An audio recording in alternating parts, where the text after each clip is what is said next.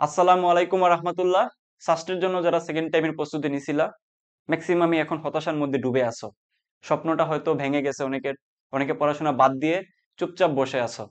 অনেকে panic attack করে ফেলতেছো যে কি হবে সামনে। দেখো, ব্যাপারটা খুব স্বাভাবিক, নর্মাল।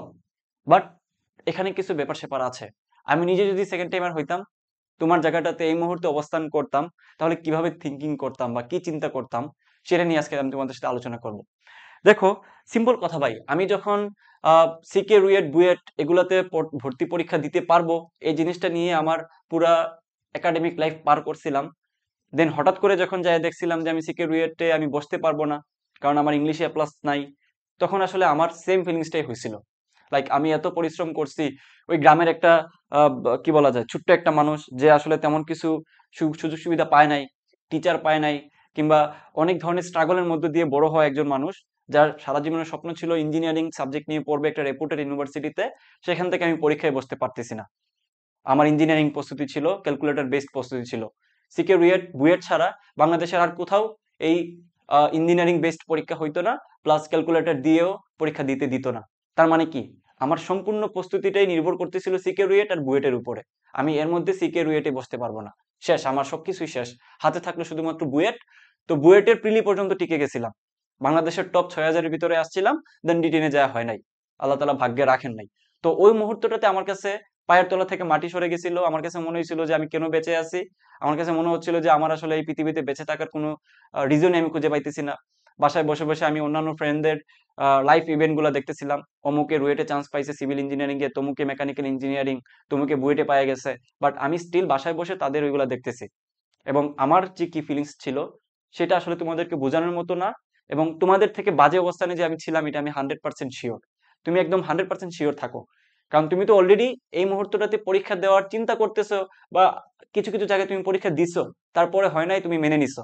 বাট আবার চেষ্টা করার চেষ্টা করতেছো এই মুহূর্তে। বাট আমি তো তখন সব ধরনের চেষ্টা, এই ছোট্ট একটা জায়গা থেকে একটু একটু একটু একটু একটু করে এই লেভেলে আসার যে ব্যাপারটুকু, মানে আমি যেখানে এ প্লাস বি হোল স্কয়ারের সূত্র নিয়েই টেনশনে থাকতাম যে আমি পারবো কিনা, আমি বলতেছি ক্লাস 8-এর কথা, ওই জায়গাগুলো থেকে একটু একটু একটু একটু করে বুয়েটের পিলি পর্যন্ত আসা একটা একটা মানুষের জার্নি কেমন হইতে পারে, কেমন তার স্ট্রাগলের সময়টুকু হইতে পারে, এই জিনিসটা আসলে তোমাদেরকে বলার কিচ্ছু নাই। যারা গ্রাম থেকে উঠে আসতেছো তারা ভালো করেই জানো, যারা মিডিল ক্লাস ফ্যামিলি থেকে বিলং করে উঠে আসতেছো তারা জানো। সো ওই ক্ষেত্রে আমার মনে হয়েছিল যে আল্লাহ তালা আমার সাথে হয়তো পাশা খেলতেছেন, নাউজুবিল্লাহ। বাট আমার কাছে মনে হয়েছিল এটা, এবং আমি অনেকটাই টেনশনে পড়ে গেছিলাম যে আমি আসলে আমাকে মনে হয়েছিল যে কেউ কালা জাদু করে ফেলছে, যে আমার ইচ্ছা করে আমাকে এই জিনিসগুলো থেকে দূরে সরাই ফেলতেছে, আমার ফেলিওর নিয়ে আসতেছে। বাট এগুলা টোটালি টোটালি হচ্ছে বায়াসড কথাবার্তা। আমি আমার এই মুহূর্তটাতে দাঁড়িয়ে আমি তোমাদেরকে এই জিনিসটা বলতে পারি, বিশ্বাস করো, যারা ধৈর্য ধরে থাকতে পারে, যারা সব ধরনের পরিস্থিতিতে নিজেকে ঠান্ডা রাখতে পারে, সবকিছু অ্যাকসেপ্ট করে নিতে পারে। এই যে তোমার সাথে একটা ঘটনা ঘটলো, যে তুমি প্রায় হয়তো 4 থেকে 5 মার্ক তোমার নেগেটিভ হয়ে যাবে, এই মুহূর্তে যারা একটু ঠান্ডা মাথায় চিন্তা করবে, একটু ধৈর্য ধরে পড়াশোনা না বাদ দিয়ে এখনো চেষ্টা করে যাবে, তাদের উপরই আল্লাহ তাআলা খুশি হয়ে যাবেন। এবং এমন কিছু তোমাদেরকে দেওয়া হবে, এবং এমন কিছু একটা তোমার জন্য আল্লাহ তাআলা রেডি করে রাখতেছেন, যেটা পাওয়ার পরে তুমি এত পরিমাণ খুশি হবা, ইউ কান্ট ইমাজিন দ্যাট। আমি নিজেও এটা সাক্ষী। আমি যখন ভাবছিলাম যে আমার জীবন ওইখানেই শেষ, যখন আমি সেকেন্ড টাইমে সাস্টের আইপি ডিপার্টমেন্টে চান্স পাইলাম, আর আজকে আমার ছোটখাটো একটা প্ল্যাটফর্ম আছে, আমাকে অনেক মানুষ দেখে, আমার ক্লাস করে কোর্স করে একটা ছোটখাটো একটা পরিচয় তৈরি হয়েছে, এগুলো তো আমার কল্পনার অতীত ছিল ভাই, কল্পনা অতীত ছিল। চান্স তো দূরে থাক, তো এই জিনিসটা তো আমি পাইছি। পাইছি তো ফুললি স্যাটিসফিকেশনের একটা ব্যাপার স্যাপার কিন্তু ডিলাইটেড পর্যায়ে চলে গেছে, যেটা আমি কল্পনা করি নাই। যেখানে স্যাটিসফিকেশন আসার কথা ছিল, ওইখান থেকে আমি ডিলাইটেড হয়ে গেছি। এত পরিমাণ আমার ভালো লাগতেছিল যে আল্লাহ তাআলা যে আমার জন্য এরকম জিনিস রেখে দিচ্ছেন, এটা আমি আসলে শুকরিয়া আদায় করে কুল কিনারা পাই নাই। তোমাদের ক্ষেত্রে সেম ঘটনা ঘটবে, সেম ঘটনা ঘটবে। জাস্ট এই মুহূর্তটাতে কি করতে হবে ভাইয়া, এই মুহূর্তটাতে একটু দাঁতের সাথে দাঁতে কামড় দিয়ে বসে থাকতে হবে।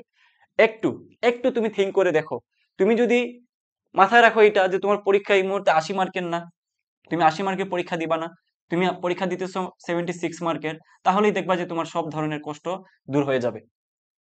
কারণ তোমার এখানে 4 মার্ক কাটা। তাহলে তুমি চিন্তা করবে যে আমি 76 এর মধ্যে পরীক্ষা দিচ্ছি, তোমার টার্গেট থাকবে আমি 76 এর মধ্যেই সর্বোচ্চ পরিমাণ মার্কস তুলবো। এই মানুষজন যদি চান্স পাওয়ার জন্য, ভালো সাবজেক্ট পাওয়ার জন্য 80 থেকে 60 তুলে, তাহলে তুমি এই 76 থেকে 60 তুলবা। মানে তুমি যাই করো না কেন, তুমি এক্সট্রা 4টা তুমি পারবা, এরকম থিঙ্কিং নিয়ে আগাইতে হবে। বায়োলজিতে তুমি 4টা পারে পারে ফেলতে পারো, কে জানে। তাই না? আল্লাহ তাআলা হয়তো তোমাকে ওই সুযোগটুকু করে দিলেন, যেখানে বায়োলজিতে সবাই কম পাইছে তুমি বেশি পায়া গেলা এখানে। এটা হইতেই তো পারে মুখস্থ টাইপের জিনিস, কিংবা এমন কিছু এমসিকিউ পায়া গেলা যেগুলো মুখস্থ, তোমারই মুখস্থ ছিল, ম্যাক্সিমাম স্টুডেন্ট গুলো পারে নাই।